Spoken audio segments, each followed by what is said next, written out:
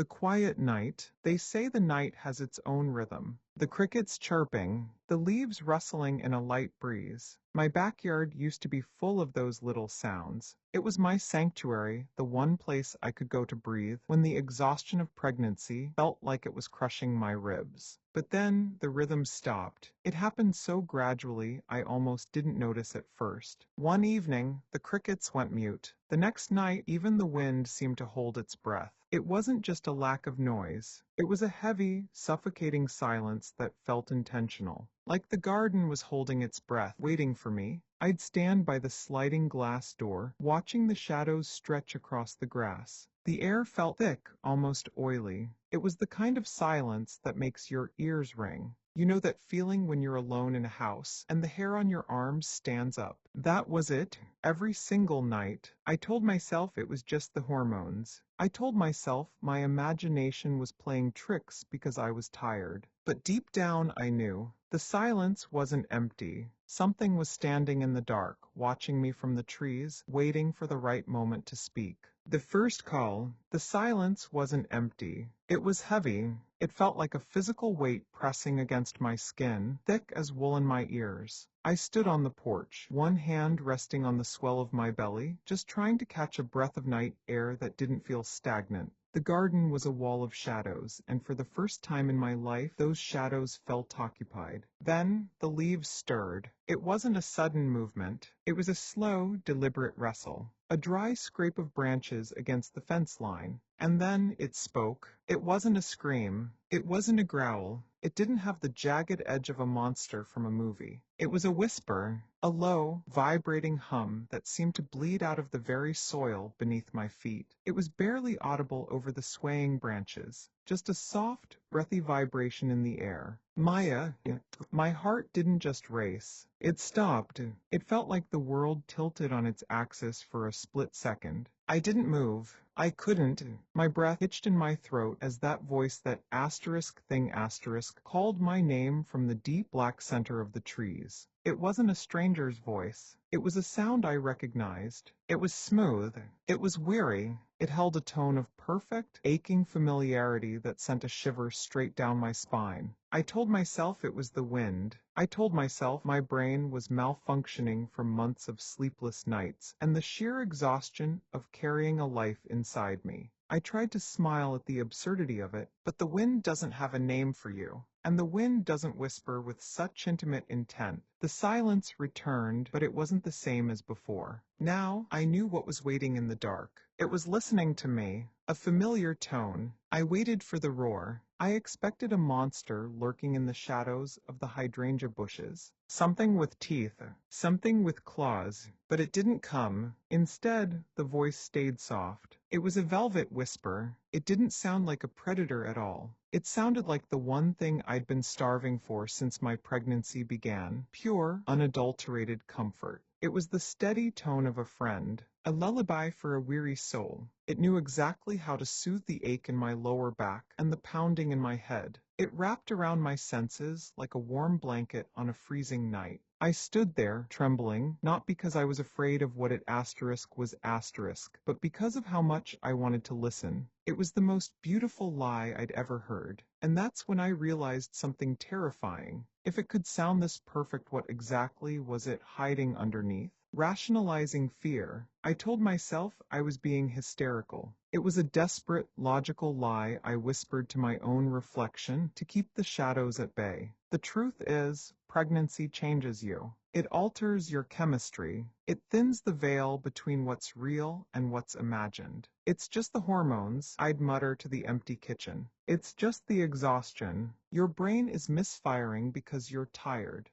But my body didn't care about my logic. My skin crawled. A cold, oily sensation rippled across my arms, like thousands of invisible insects dancing under my pores. It was that primal, bone-deep instinct of a prey animal sensing a predator in the brush. Every time I turned away from the garden, that feeling intensified, a heavy weight settling on my shoulders, making the very air feel thick and difficult to breathe. I tried to be reasonable. I really did. I tried to categorize it as stress. But how do you rationalize a whisper that knows exactly how it feels to be terrified? How do you explain a voice that sounds like a lullaby but feels like a threat? My brain was screaming that I was alone in the house, but my skin, my hair standing on end, and my racing pulse knew better. Something was standing just out of sight, waiting for me to blink, and it was getting closer with every breath I took. Shadowy movements. I started noticing it. It wasn't a shape, not really.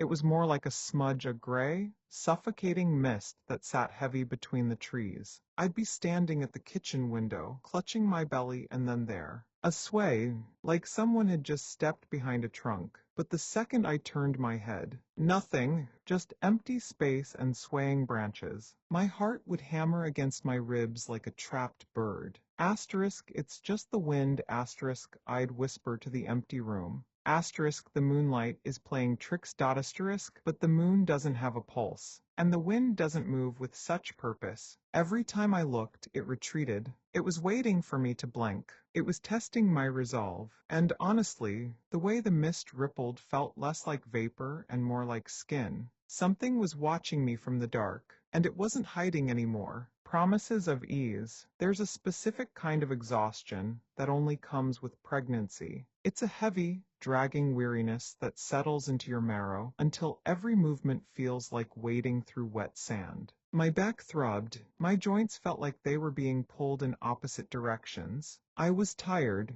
so incredibly, bone-deep tired. And then the voice changed. It wasn't shouting from the trees anymore. It moved. It shifted from a distant call to a private confidence. It felt like a warm hum vibrating against my ribs. "You're so tired," it breathed. The words were wrapped in a velvet texture that made my skin prickle. "I can make the weight go away."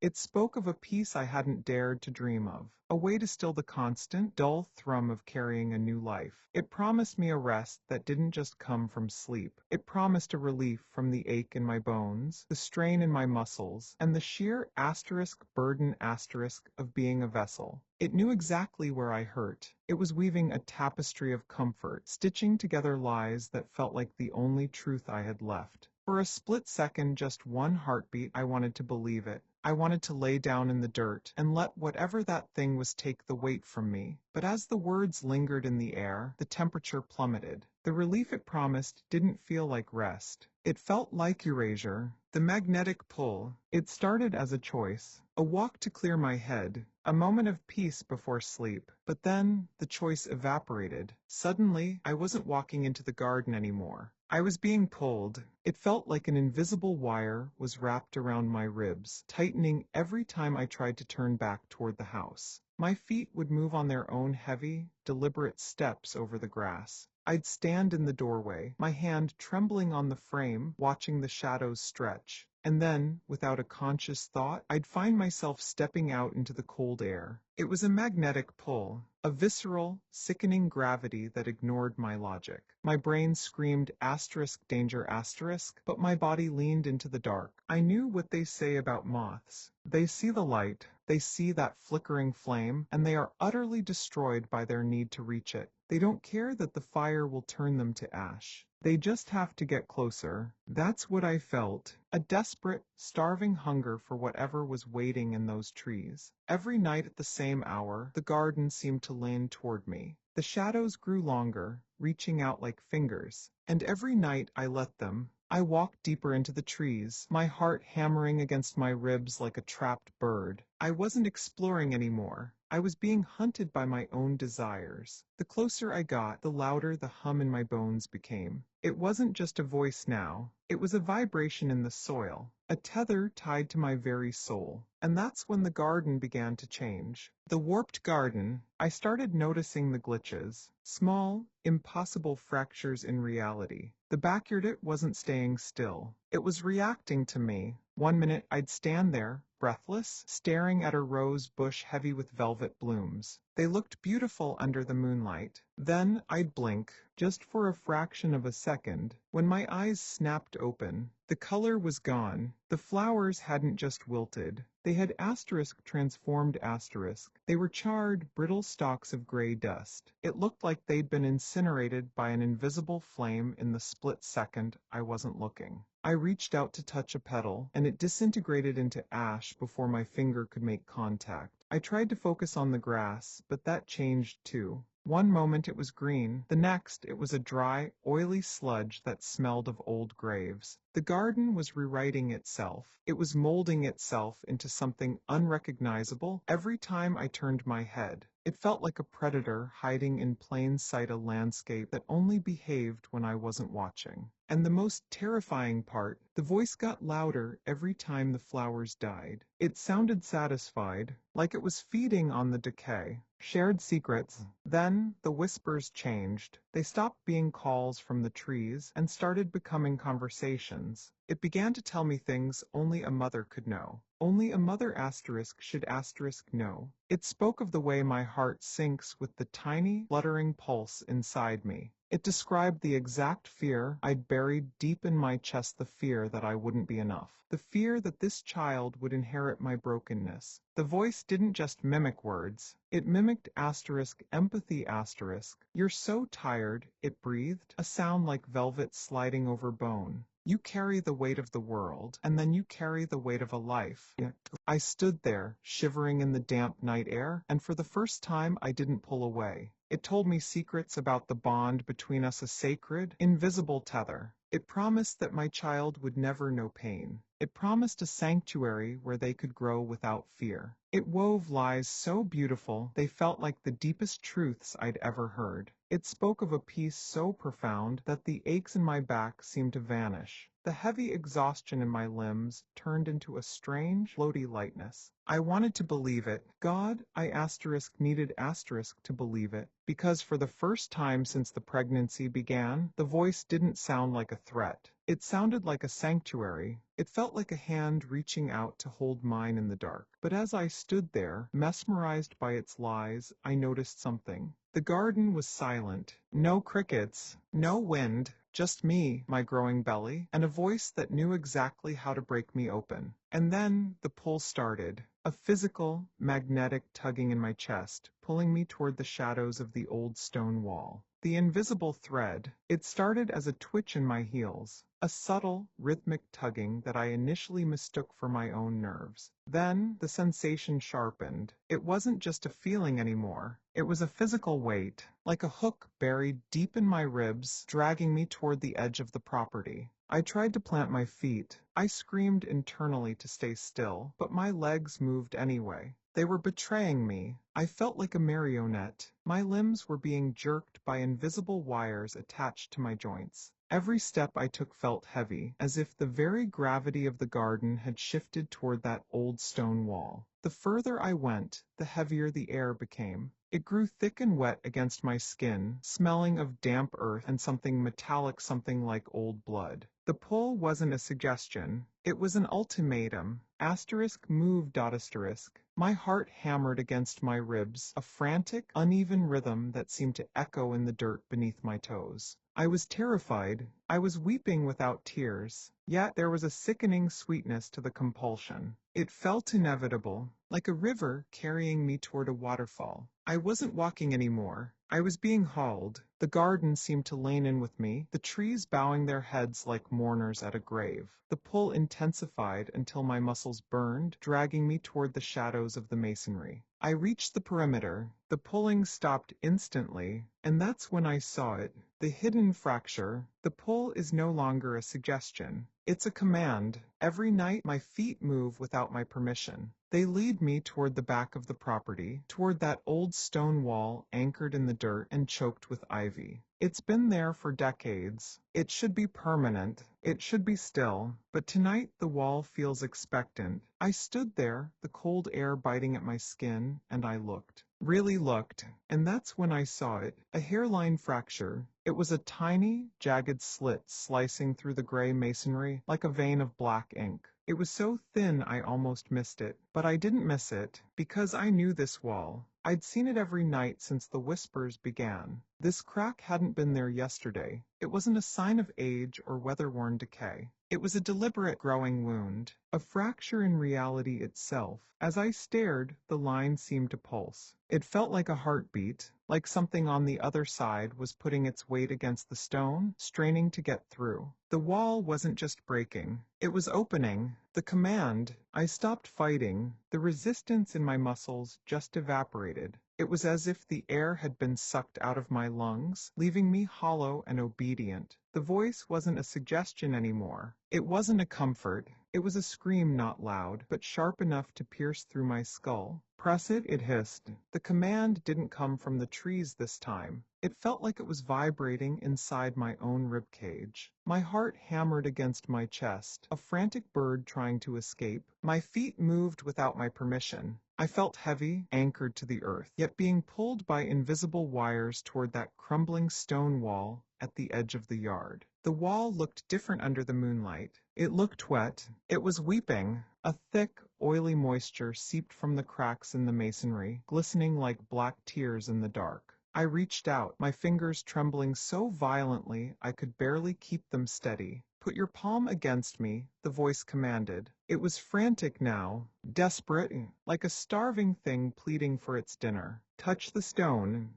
I didn't want to. Every instinct I had as a mother, every ounce of primal survival screamed at me to run, to scream, to get away from that weeping rock. But my hand moved anyway. My palm met the surface of the wall. It wasn't cold like stone. It was cold like meat asterisk. A sickening, organic chill seeped into my skin instantly. The moment my flesh touched the weeping masonry, I felt a jolt of electricity shoot up my arm, and the world went silent. Then, the wall began to groan. Opening the threshold, my breath hitched, coming out in sharp, jagged puffs of white mist. The air here tasted like wet earth and copper. I stood before the old stone wall, my heart hammering against my ribs like a trapped bird. I could feel it the way the stones seemed to pulse. It wasn't just masonry anymore. It was sweating. A thick, gray residue coated the rocks, making them slick and greasy to the touch. Touch it, the voice breathed. It was right in my ear now. So close, I felt the ghost of a cold breeze on my neck. Just one touch. My hand trembled. My fingers hovered inches from the hairline crack. Every instinct I had, every ounce of maternal protection I possessed, screamed at me to run, to bolt until my lungs burned. But the pull was too strong. It was a magnetic, sickening weight in my chest. I pressed my palm against the weeping stone. The cold wasn't normal. It wasn't just a chill. It was a searing, soul-deep frost that felt like it was biting into my very marrow. The moment my skin met the fissure, the world went silent. No crickets, no wind, just the sound of my own frantic pulse. Then, the wall groaned. It wasn't the sound of rocks shifting. It was a wet, visceral sound, a deep, agonizing moan that seemed to come from deep underground. The crack didn't just widen, it yielded asterisk. The stone peeled back like scorched skin, tearing away to reveal something that shouldn't exist. A doorway of freezing, oily shadow yawned open before me. It wasn't a room. It was a void,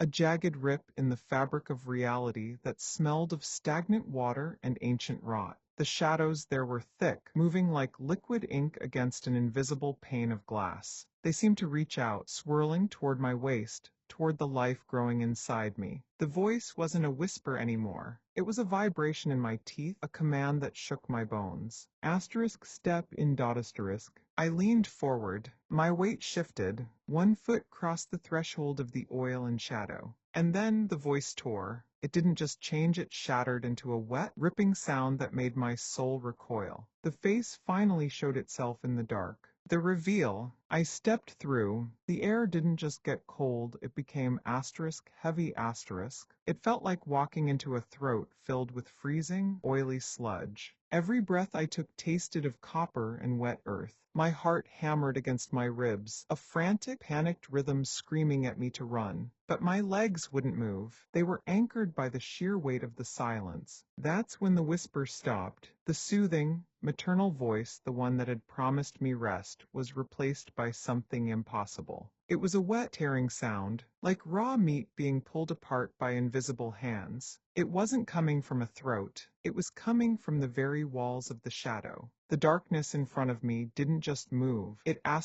unfolded It stretched toward me like taffy, pulling into a shape that defied geometry. And then I saw its face, or rather, what was left of it, a jagged, pulsating tear in reality, a hollowed-out hunger with too many eyes and no mouth to speak them. The voice returned then. It wasn't a whisper anymore. It was a vibration that rattled my teeth and shook my very marrow. It didn't want me. It never cared about my exhaustion. It never cared about the aches of my pregnancy. Those were just the lures on a hook. The thing didn't want a mother. It wanted a vessel. It wanted what was growing inside of me, a feast for something that hadn't been fed in an eternity. I tried to scream, but the sound died before it could leave my lungs. I felt the air being sucked out of the room as the entity leaned in close enough for me to feel its freezing, oily breath on my skin. Then the world buckled. The stone groaned. The shadows shrieked, and with a final bone-shattering thud, the door slammed shut. I'm still here, I think, but the garden is silent now, and the thing inside me, it's screaming. The final harvest. The air inside the wall didn't just feel cold. It felt heavy, like I was wading through invisible, freezing syrup. I took one step, then another, and then the voice broke. The soothing, motherly whisper I'd leaned on for weeks shattered into a wet, tearing sound. It sounded like heavy velvet being ripped apart underwater. I spun around, my heart hammering against my ribs so hard it hurt. That's when I saw it. It wasn't a person. It wasn't even a ghost. It was a towering mass of gray, weeping tissue and limbs that were far too long to be human. It stood in the center of the oily shadow, its body undulating like a nest of snakes. But it wasn't looking at my face. It didn't care about my fear. It didn't care about my screams. The entity leaned in, its entire frame trembling with a sickening, rhythmic vibration. Its elongated, needle-thin fingers didn't reach for my throat. They didn't grab my shoulders. They hovered, trembling, just inches away from my stomach. That was when the realization hit me like a physical blow. I wasn't the friend. I wasn't the confidante. I was the vessel. It never wanted me. It wanted what was growing inside of me. It wanted the life that hadn't even begun to breathe yet. It wanted the soft, unformed pulse of my child. The comfort it promised wasn't a reprieve from the aches of pregnancy. It was an invitation for the harvest. I tried to scream, but the sound died in my throat as the entity's shadow collapsed over me like a shroud. I felt a pressure, a cold, crushing weight, and then there was nothing. No more garden, no more moonlight, just the sound of something tearing. Then the wall groaned. The fissure snapped shut behind me. The stones fused together until the seam vanished completely. The silence that followed was absolute. I'm still in the dark, and I can still hear it feeding.